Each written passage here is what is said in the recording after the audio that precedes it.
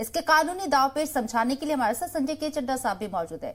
संजय के चड्ढा साहब, क्या इजाजत देता है 91 एक्ट, थोड़ा बता दीजिए। देखिए, दो बातें। 91 का जो एक्ट है वो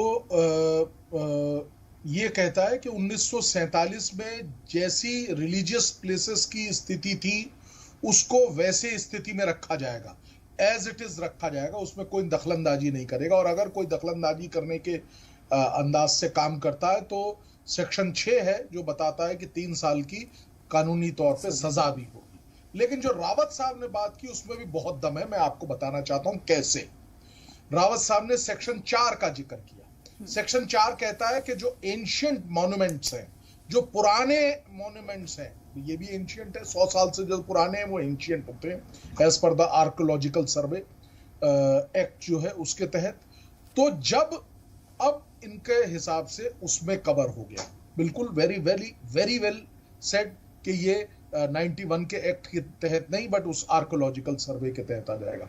अगर एक प्रॉपर्टी, एक जो प्लेस है वो आर्कियोलॉजिकल में आता है तो आर्कियोलॉजी का कानून है 1952 का जो बड़े स्पेसिफिकली कहता है कि उसको बिल्कुल आप छेड़छाड़ नहीं कर सकते। और उसको तो छोड़िए, उससे 100 मीटर की दूरी तक किसी भी तरीके से कोई छेड़छाड़ नहीं कर सकते। ये कानून की व्यवस्था मैं बता रहा हूं। अब एक और बात जो मुझे बहुत अच्छी लगी आज के कार्यक्रम में किसी वक्ता ने कही थी, वो ये है कि यहां पे इस पर्टिकुलर क्षेत्र में नमाज भी हो रही है और पूजा भी हो रही है। और दोनों ये जो एक्ट हैं, 91 का एक्ट भी और आर्कियोलॉजिकल सर्वे ऑफ इंडिया का एक्ट भी, दोनों यही कहते हैं कि ऐसे क्षेत्र जो एंशिएंट पुराने हैं वहां पे कोई दखलंदाजी नहीं हो सकती। तो ये तो कानून का स्वरूप है।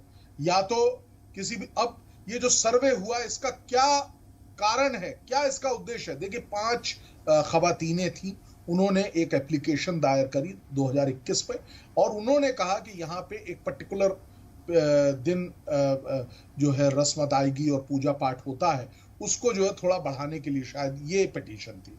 और उसमें उन्होंने कहा कि आप एरिया का सर्वे भी करा लीजिए। हम सब लोग, सारे चैनल और तमाम लोग जो है बातें कर रहे हैं कि अब ये एक वो मुद्दा हो जाएगा। देखिए, जब 2 कानून हैं, एक तो 91 का और एक जो रावत जी ने बताया आर्कियोलॉजिकल वाला, ये दोनों कानून हमको बड़ी अच्छी तरीके से बताते हैं और एक ही बिंदु पे लेके जाते हैं कि कोई भी रिलीजियस इंस्टीट्यूशन, प्लेस जो है वो वहां पे है अगर पुराना, तो उसको, उसके अंदर कोई दखलंदाजी नहीं की जाएगी। ये कानून है तो सबको कानून तो फॉलो करना पड़ेगा ना।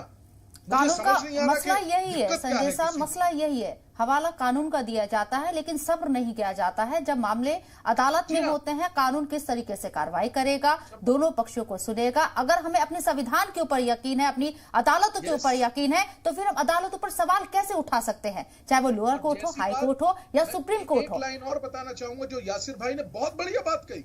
उन्होंने कहा हम सब कानून से चलते हैं, कोई भी कानून से ऊपर नहीं है, we are governed by rule of law. तो कितनी जायज बात है और उसी से ही ये काम आगे बढ़ेगा। ठीक है।